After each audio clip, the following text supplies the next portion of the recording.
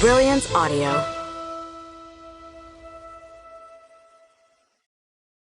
The Sunshine Club by Carolyn Brown, performed by Brittany Presley. She scolded herself for going down memory lane and not listening, and tried to concentrate on the preacher. What had Gussie said his name was? Larry? No, that wasn't right. Liam? Sissy frowned, then caught herself just before she shouted out, Luke. In her opinion, he was too tall, dark, and handsome to be a preacher. But then he did have piercing blue eyes that looked like they could see right into a person's soul. Her grandfather always said it was a preacher's job to help save souls. So maybe Luke's ability to see into a person's heart with those sexy blue eyes was a big help. More than 100 people stood behind her. At least that's how many she figured were back there. She could imagine their bones turning to pure ice, and the lot of them freezing to death in an upright position. Folks in the southern part of Texas weren't used to this weather, and their thin coats probably did little to keep them warm. Sissy didn't have to imagine their sighs.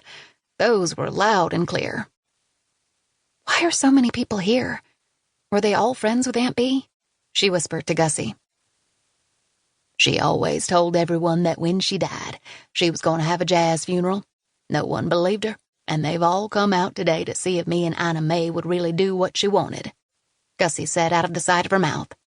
There's no way they'd miss this. And besides, there's a potluck dinner after the burial. That wasn't funny, but it was. Sissy buried her face in the pretty white hanky that Gussie had tucked into her pocket on the way to the cemetery, and hoped that all the folks behind her thought her shaking shoulders meant she was crying. Oh, Aunt Bee, she thought. Please don't push the lid up on that casket and tell me I'm going to hell for laughing at your funeral. Like me, there were two sides to you. One was the religious side left over from your upbringing. You believed in Jesus and God, but not to the strict degree that your folks did. Then there was the fun-loving, ornery side. Neither of my sides are religious, but there's a touch of fun in the common one. Gussie bent forward and began to sob uncontrollably behind her big black hat. Ina Mae's hat almost lost the rose that was tacked to the side when she did the same. Sissy got control of herself and draped an arm around each of them. She sympathized with the loss of their best friend and sister, of the heart if not of the blood.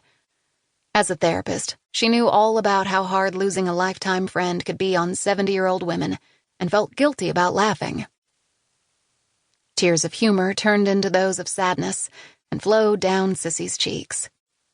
Then Ina Mae snorted, and Sissy realized they were giggling and wondered if they had plumb lost their minds. The preacher stopped, cleared his throat, and looked over at Ina Mae, Gussie, and Sissy. I want to offer my services to all three of you if you need someone to talk to in your time of grief. Know that the entire church is here for you and will be praying earnestly that you will remember the good times you had with Blanche. Lunch will be served in the fellowship hall, and you are all invited to join us. Maybe each of you have a little memory you could share with Blanche's niece, Sissy, and her best friends, Ina Mae and Gussie, when you get a chance. Sissy blinked several times as if trying to hold back the tears, and nodded.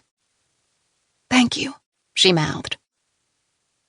Now for the march back to the church, Ina Mae said as she got to her feet. I feel like one of them popsicles Gussie's mama used to make for us.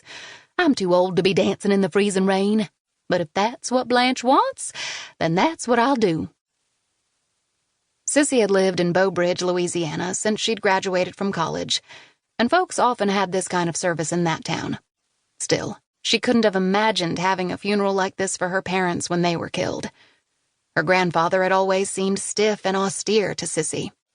She could imagine him trying to dig his way up out of the grave to haunt her if she had done something like this for his son and daughter-in-law, even if he didn't like the woman who had caused their son not to go into the ministry like they'd wanted.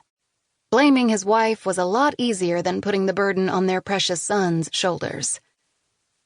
Maybe Aunt Bee had planned this just to make Sissy's grandfather mad. She could almost see her granddad standing just inside the pearly gates, shaking his finger at Aunt Bee when she arrived. Sissy had been just a teenager when her grandparents both died, within 6 months of each other. But before that happened, she could remember the tension that filled the room when her dad and Aunt Bee came home for a few hours on Christmas, At least some of the years. Gussie shook the preacher's hand and then went to the hearse.